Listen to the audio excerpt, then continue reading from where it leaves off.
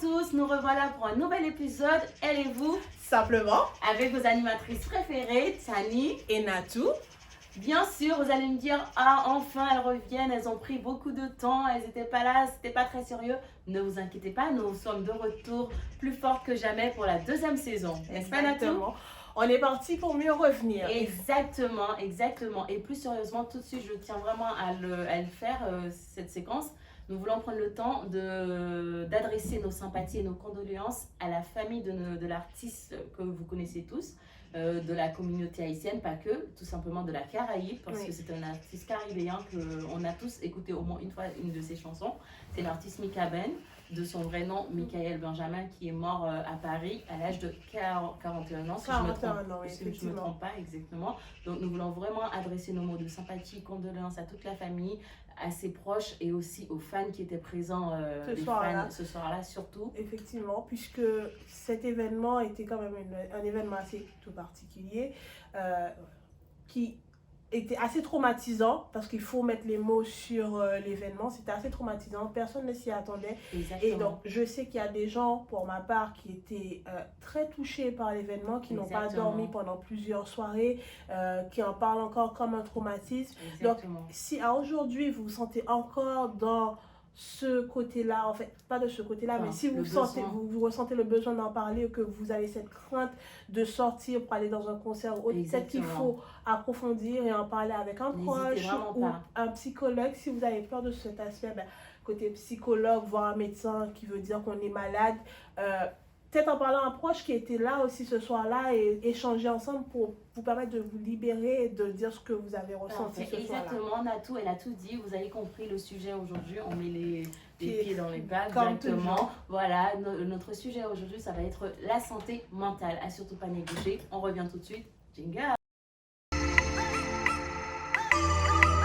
Donc, comme annoncé avant Jingle, donc le sujet du jour, c'est la santé mentale qui, dans notre communauté, pas que dans notre communauté, dans la culture noire, la santé mentale, on va pas dire que c'est tabou. C'est très négligé. C'est très négligé, voire même, il faut pas du tout en parler. Toutes les maladies existent, excepté la partie de la santé mentale, alors que c'est la partie qui est la plus importante, parce qu'il faut savoir que lorsque là-haut, ça ne va pas, quand ça lâche, tout le corps ne va pas bien.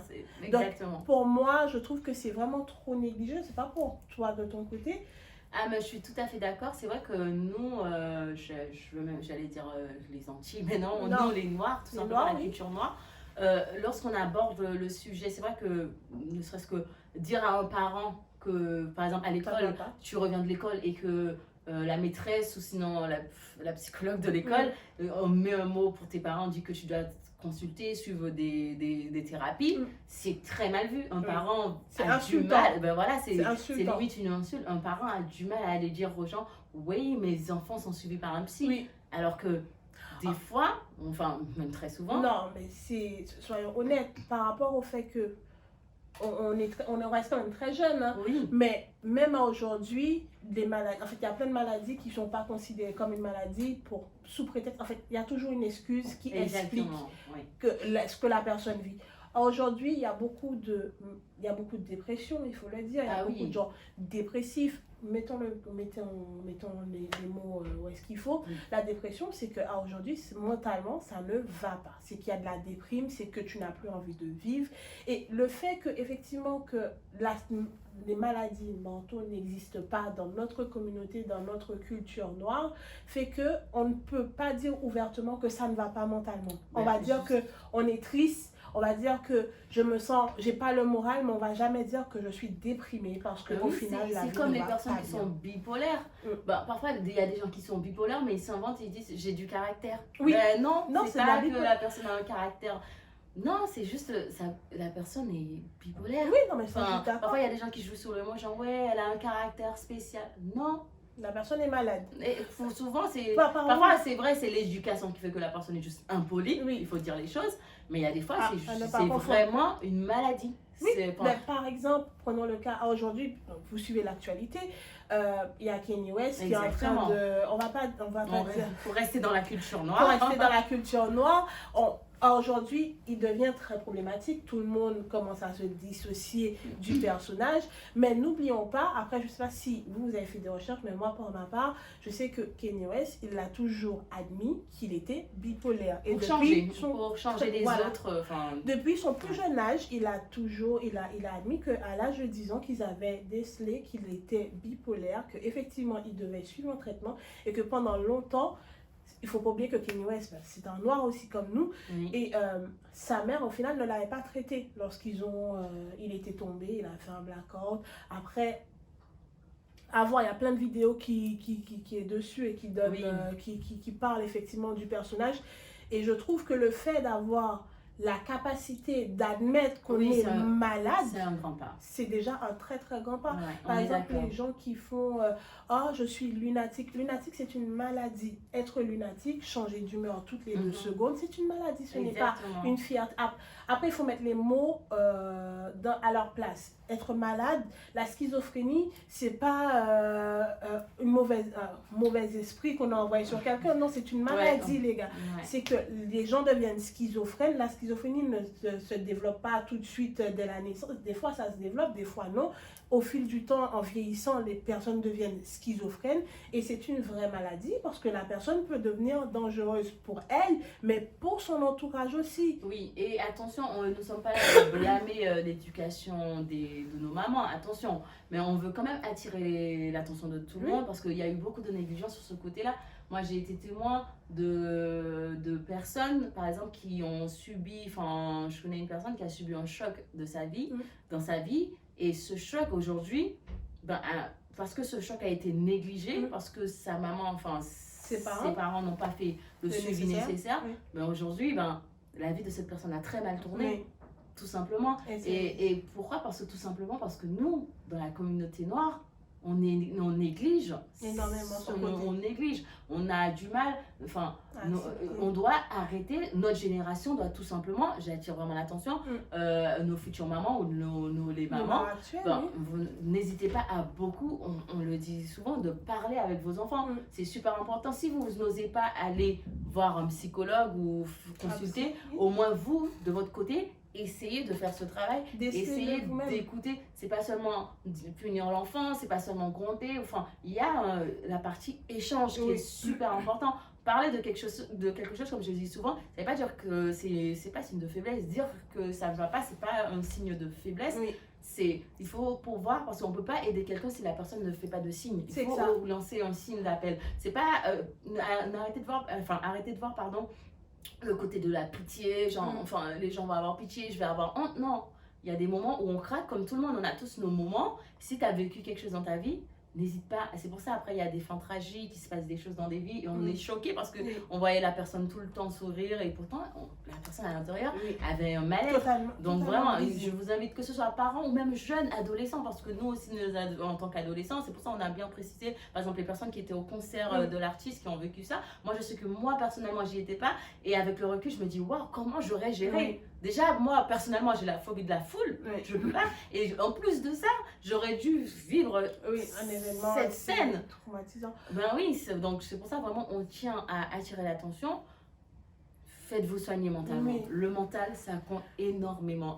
Cassons ce truc dans notre culture, ce cliché de non, il n'y a pas. Si tu dérailles un peu, c'est peut-être qu'on t'a fait du mal. Non, pas forcément. Il y a des choses de la vie qui font que qu'on développe des maladies comme par exemple le doublement de personnalité. C'est une des maladies qui se développe par rapport à des traumatismes, à un très très gros traumatisme généralement vécu enfant ou plus tard dans la vie, qui fait que pour pouvoir s'échapper ou oublier cet événement, on se crée plusieurs personnages pour ne pas vivre cet événement. Mais c'est comme c'est comme les psychopathes. En général, quand les gens étudient les psychopathes, la première chose qu'ils vont chercher, les enquêteurs, pour avoir regardé beaucoup de documentaires sur ça, c'est qu'ils cherchent, ils te montrent après, c'est à quel moment l'élément déclencheur. C'est ça en fait, souvent c'est ces chocs-là qui fait que les gens font des choses, on me dit mais comment elle a pu en arriver là? Tout simplement, il faut aller rechercher parce qu'à 8 ans, elle a subi tel choc, donc comme elle n'a pas osé en parler et que personne n'a rien fait, personne n'a rien dit. Ben voilà ce qu'il en est. Ça aussi, parfois, ça prend des années à apparaître, hein, malheureusement. Parfois, on se dit, ouais, mais non, ça va, ça fait une semaine. Voilà, c'est ça. Ça fait une semaine, ça va. Oh, ça fait une année, ça va, je le vis bien. Mais parfois, ça prend du temps. Oui. Ça prend du temps pour être il faut savoir mettre les mots sur les choses. Par exemple, soyons honnêtes, dans notre culture noire, en fait, il y a tellement de tabous. Après, ce sera différents sujets qui viendront. Faire le monde. On en débattra après plus tard, mais le fait qu'il y a certains événements qui se passent dans la vie d'un enfant, que par exemple l'enfant perd un proche, que l'enfant, parlons cru, excusez-moi, l'enfant se fait toucher par des membres de sa famille, l'enfant vit des événements. Non, c'est vraiment des sujets qu'on en a. En fait, c'est tellement tabou qu'on en a limite peur d'en parler, mais ça n'empêche pas le fait que ça existe réellement à aujourd'hui. C'est des événements qui se passent et que plus tard l'enfant devient a une personnalité complètement à l'opposé ou complètement extraverti, on ne comprend pas. Tu vois, j'ai une ancienne collègue, elle me disait qu'elle s'en voulait parce que sa fille fait des crises maintenant à l'âge adulte. Pourquoi? Parce que c'est avec le temps, quand elle a remonté l'histoire, elle a remarqué que c'était après la séparation avec le père de son enfant. C'est parce qu'à ce moment-là, ça a été très mal géré et que maintenant, à l'âge adulte, elle se retrouve avec des maladies. Qui impacte le physique maintenant, tu vois. Donc c'est vraiment, peut-être qu'on insiste, on fait des forceuses, prenez-le comme vous voulez, mais vraiment on tient à vraiment mettre le doigt sur ce problème. Il y a un vrai problème dans notre communauté et il faut le dire, et on espère que notre génération et la génération à venir, que en fait ça sera géré pour notre part, autrement, excusez-moi, par rapport au fait que tout simplement, on va prendre un exemple très simple, déjà dans notre culture haïtienne, quelqu'un qui du jour au lendemain se lève et se dit oui, il y a des gens qui essayent de me tuer, il y a ceci, il y a cela, ils vont juste dire que la personne est fou, qu'ils ont fait quelque chose sur la personne par le cru, encore une fois, ils ont fait du vaudou, que sa famille lui veut du mal, que son tonton, qu'elle devait, bref, il y a toujours une histoire qui fait qu'à aujourd'hui, ça justifie l'état mental de la personne. Mais en fait, sans pour autant prendre le temps d'emmener la personne chez le médecin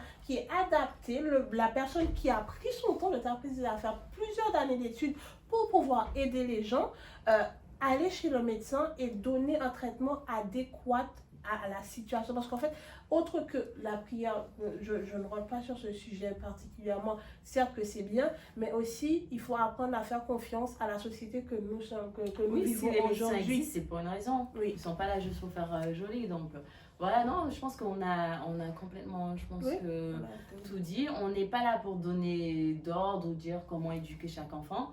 Mais on du doigt. Voilà, pour blâmer. Mais surtout, ce qu'on aimerait, c'est voir une évolution dans une communauté par rapport à ça.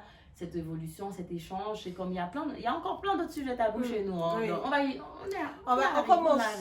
Donc on n'est pas là pour changer le monde, mais si on peut faire avancer les choses dans ce sens-là, pour éviter des séquelles, pour éviter des drames qu'on a pu voir autour de nous. Oui, pour éviter aussi que la boucle continue en soi, que ça se reproduit à l'infini, qu'à aujourd'hui, les séquelles que j'ai, que je les transmette à mes enfants, que mes enfants les transmettent à mes petits-enfants. En fait, au bout d'un moment, il faut qu'on apprenne à dire stop et qu'on essaye de changer la donne, parce qu'en fait, ça ne peut plus continuer ainsi. Exactement. Donc, je suis tout à fait d'accord avec toi et je pense qu'on a vraiment fait le tour. Et voilà, c'était notre message de prévention pour vous, pour notre retour. Vraiment, on tenait vraiment à appuyer sur ça. On ne pouvait pas passer sans échanger avec ça, par rapport à ça. Et vous dire, n'hésitez pas à en parler. Trouvez quelqu'un de confiance si vous préférez. Si vous ne voulez pas que ça soit un professionnel, vous avez quelqu'un de sûr de votre famille, de votre proche, de votre couple, votre partenaire avec qui vous pouvez parler de tout. Donc n'hésitez pas, vraiment, la communication c'est la clé, c'est super important. Avouer c'est même pas une faiblesse. En fait, avouer, je vais plutôt utiliser ce dicton là: faut avouer, faut à moitié pardonner. Voilà, c'est même pas. Ouais, je suis d'accord, c'est même pas une fin. Son mal-être, il y a des gens, ils ont du mal, c'est être faible de parler de son mal-être, tu vois. Donc non, pas du tout. C'est pas signe de faiblesse. Hein. Si tu lances pas l'appel, on va pas deviner. C'est même être très courageux d'admettre le fait que ça ne va pas. On est d'accord. Vraiment, c'est un plus pour toi. Tu te rends service en fait en faisant ça. Donc c'est pour éviter que la boucle se répète, en fait, que le cercle continue, que le traumatisme que j'ai vécu, que je transmette à mes enfants, que mes enfants le transmettent à mes petits-enfants et qu'au final, que personne ne traite le réel problème, je trouve qu'il faudrait peut-être qu'on commence à être honnête avec soi-même et qu'on on traite les choses. Exactement, il faut oser se dire les choses. Dans le respect, bien sûr, il faut oser en parler et faire des appels à l'aide si besoin. N'hésitez pas. Surtout pas. Donc, comme d'habitude, si vous n'êtes pas encore abonné, n'hésitez pas à vous abonner à notre page, à nous suivre sur Insta parce qu'on fait aussi des lives. Donc, après, généralement, on annonce avant de lancer le live quelques jours à l'avance quand est-ce qu'il y aura le live. C'est généralement des débats aussi. Donc, n'hésitez pas. Envoyez-nous aussi des sujets que vous souhaiterez qu'on débatte ensemble ou même qu'on en parle aujourd'hui ou qu'on mette la lumière dessus. Ça sera avec grand plaisir qu'on vous lira. Et on est ouverte à toute proposition, n'hésitez pas. En tout cas, ça nous a fait plaisir de réapparaître sur vos écrans. Ça faisait longtemps. Grave, exactement, ravi de vous retrouver. Si vous n'êtes pas abonné, comme elle a dit, abonnez-vous à toutes nos pages. Et on se dit à très vite. Prenez soin de vous, faites attention à vous. Et si vous êtes en situation, vous traversez un mauvais moment, vous sentez le besoin d'en parler, n'hésitez pas. Trouvez-vous quelqu'un, que ce soit professionnel ou dans le milieu familial ou personnel, ou même dans le travail aussi. Parfois, il y a des vraies amitiés qui se créent. Donc, n'hésitez pas, il faut en parler. D'accord? Prenez soin de vous. On vous fait des gros bisous et on revient très vite. Au revoir. Au revoir. Aidez-vous simplement. Attends, t'as pas oublié quelque chose? Donc, n'oublie pas de liker cette vidéo tout d'abord, puis par la suite, abonne-toi donc à Insta, YouTube et TikTok. À la prochaine fois.